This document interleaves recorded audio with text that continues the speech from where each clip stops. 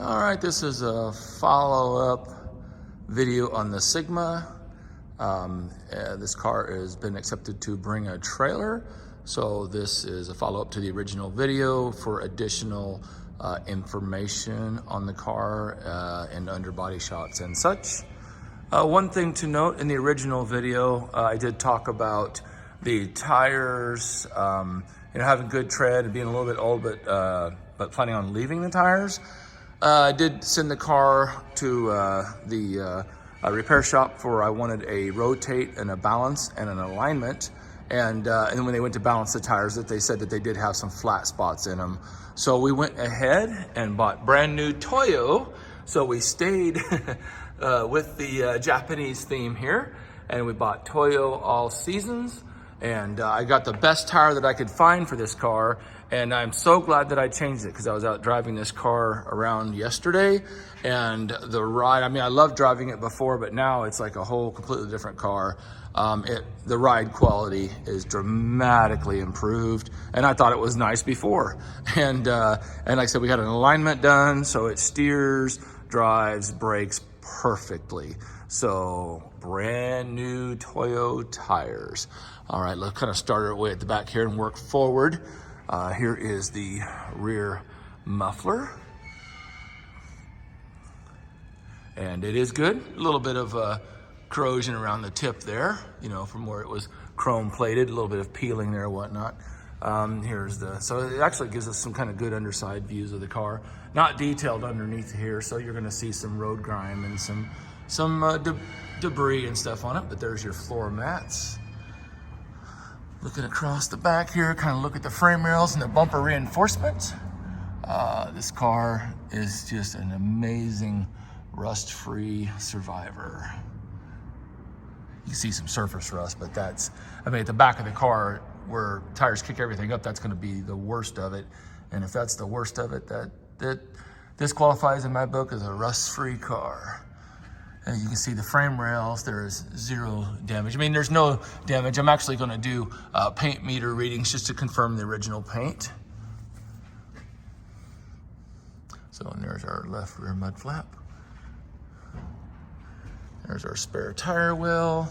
A lot of times you see damage underneath, from curbs and so on and so forth. It's not really a big issue, it's just cosmetic, but this one's not even showing any of that. Everything is dry.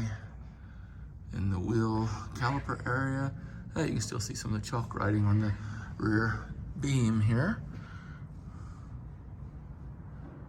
See the brakes.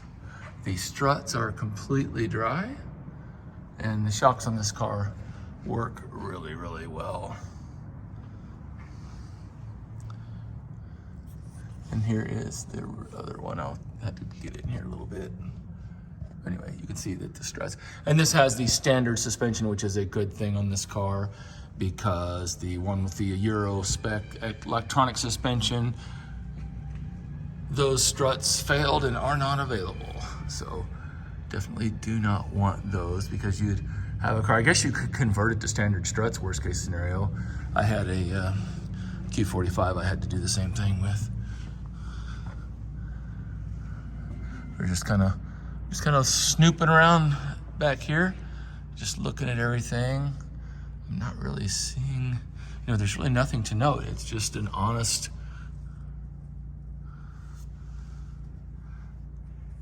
car with 20-some thousand miles on it. Even the exhaust, typically you'll see little pinholes and you'll see rust start to happen. And it's not really a knock on the car, because condensation pools up and sits in there every time you start the car. So it just is prone to rust. But on this car, we don't even have that. All the factory exhaust is still here. Nothing has been changed. Gonna get kind of low here. It looks like the original looks like it might have had from the factory some sort of undercoating. And it is nice. All still intact. I do notice here on both sides where the pinch weld is right here. See, this is your body seam pinch weld. Both pinch welds, I'll look at it straight this way, are bent in a little bit right here. In the same spot exactly, actually, which is kind of odd. But I wouldn't, you don't want to try to straighten them or anything. underneath the car, and I mean, you don't even see it, but yeah, you just want to leave it like it is. Again, it's just a cosmetic thing. Really has no bearing on the car. All the flex pipes are good.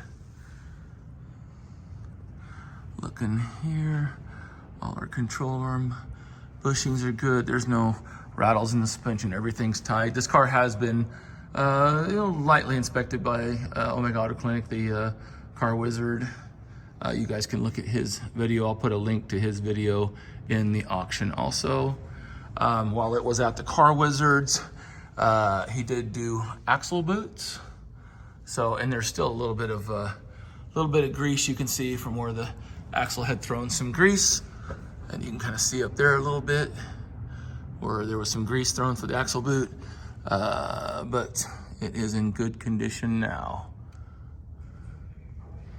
So a little bit of residual there. Go here and look at the other side. Everything looks nice here. And then our front struts, I'm gonna get my phone up here so you can kind of see there on that strut, and do the same thing on the other side. So the struts are dry. Everything's dry, the brakes. One thing that Omega Auto Clinic did was the valve cover gaskets. The previous owner actually had done both valve cover gaskets, and then they pinched the front one, so it was leaking pretty bad, and so it was redone at Omega Auto Clinic. And so there was some oil under here, just like fresh oil leaking, so we did spray the oil off of the transmission. So no, like major detailing, just sprayed off the oil that had leaked from the valve cover gasket. But you can see that there's no heavy grease or any long-term leakage indications. AC blows ice cold. There's our manifold. The exhaust is quiet. No exhaust leaks. No manifold gasket leaks. No exhaust manifold cracks. Other than just some vapor there, but no leaks. Oil pan is dry. Transmission, axle seals, everything is very nice. And I'll take pictures of this. That's just some surface rust right there. Not structure. I'll take pictures of this also,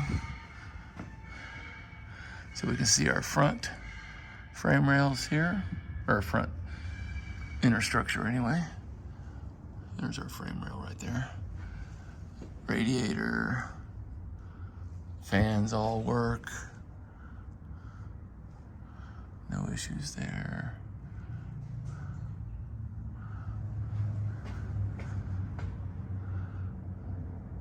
Like I said, there's just no rust on this car. And I'll take some pictures also and put those in the photo gallery. But there is a tour, and here's the underneath of the bumper. I mean, look at that. There's not even curb scrapes on this front bumper. Oh, I spoke too soon. We got one curb scrape right there on the left front.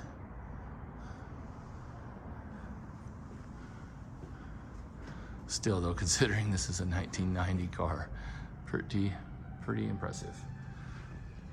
All right, we'll move on next with the paint meter readings. All right, here are the paint meter readings on all the metal panels. Okay, we got 94.8 on the fender, 96.3 on the hood, 106 on the door, 103,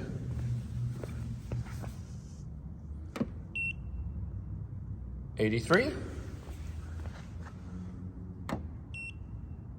93,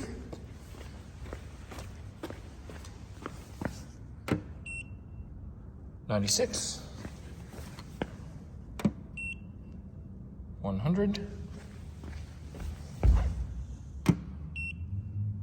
111, and 94.